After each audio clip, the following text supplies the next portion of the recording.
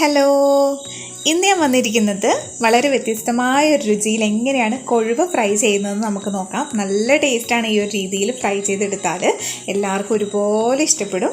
നമുക്ക് സമയം കളയാതെ വീഡിയോയിലേക്ക് പോവാം.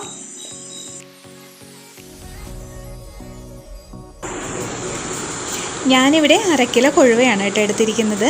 അതിലേക്ക് നമുക്ക് മസാലപ്പൊടികളൊക്കെ ഒന്ന് ഇട്ട് കൊടുക്കാം. ആദ്യം 1/2 ടീസ്പൂൺ അളവിൽ മഞ്ഞൾപ്പൊടിയാണ് ഇട്ട് കൊടുക്കുന്നത്. പിന്നെ നമുക്കിതിലേക്ക് ഒരു 2 ടേബിൾ സ്പൂൺ അളവിൽ കാശ്മീരി മുളക് പൊടി കൂടി ഇട്ട് കൊടുക്കാം. പിന്നെ നമ്മളിതിലേക്ക് ഒരു സ്പെഷ്യൽ ഇൻഗ്രീഡിയൻറ്റ് ചേർത്ത് കൊടുക്കുന്നുണ്ട്. സാധാരണ മീൻ വറുത്തതിലൊന്നും ചേർക്കാറില്ല.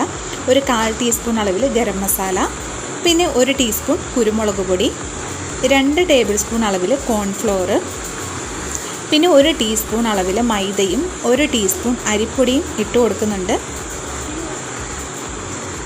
പിന്നെ നമുക്ക് 1.5 ടേബിൾ സ്പൂൺ നാരങ്ങ നീര് കൂടി ഇതിലേക്ക് ഒഴിച്ചു കൊടുക്കാം. പിന്നെ 2 ടീസ്പൂൺ അളവിൽ ഇഞ്ചി വെളുത്തുള്ളി പേസ്റ്റ് ഇട്ട് കൊടുക്കാം. പിന്നെ പാകത്തിനുള്ള ഉപ്പും കുറച്ച് വെളിച്ചെണ്ണയും കൂടി ഒഴിച്ചതിന് ശേഷം കൈ വെച്ചിട്ട് നമുക്ക് നന്നായിട്ടൊന്ന് തിരുമ്മി യോജിപ്പിച്ചെടുക്കണം.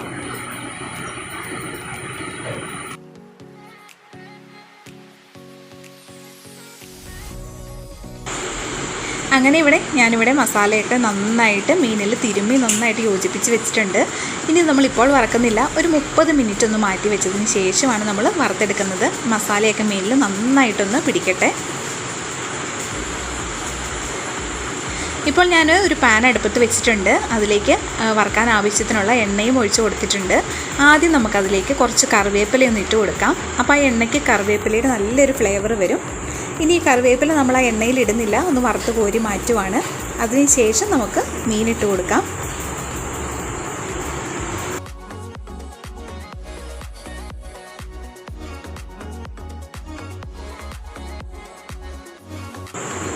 അങ്ങനെ മീൻ നമ്മൾ എണ്ണയിലേക്ക് ഇട്ട് കൊടുത്തിട്ടുണ്ട്. മുഴുവൻ മീനും ഇട്ടിട്ടില്ല കേട്ടോ, കുറച്ചുകൂടി ബാക്കിയുണ്ട്. അത് നമുക്ക് ഇത് ഫ്രൈ ചെയ്തെടുത്തതിന് ശേഷം ഫ്രൈ ചെയ്തെടുക്കാം.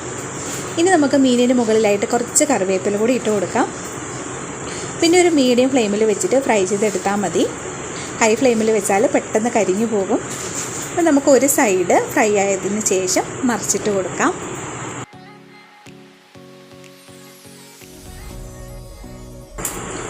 അങ്ങനെ നമ്മുടെ മീൻ ഒരു സൈഡ് ഇവിടെ ഫ്രൈ ആയി വന്നിട്ടുണ്ട്. നമുക്ക് മറിച്ചിട്ട് കൊടുക്കാം.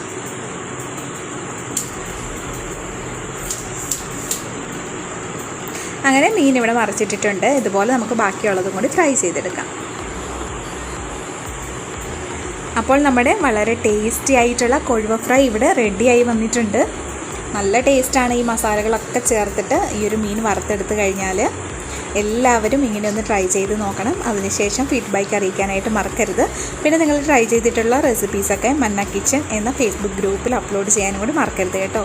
അപ്പോൾ നമുക്ക് വേറൊരു കിഡിലെ റെസിപ്പി ആയിട്ട് അടുത്ത വീഡിയോയിൽ വീണ്ടും കാണാം. Thank you for watching.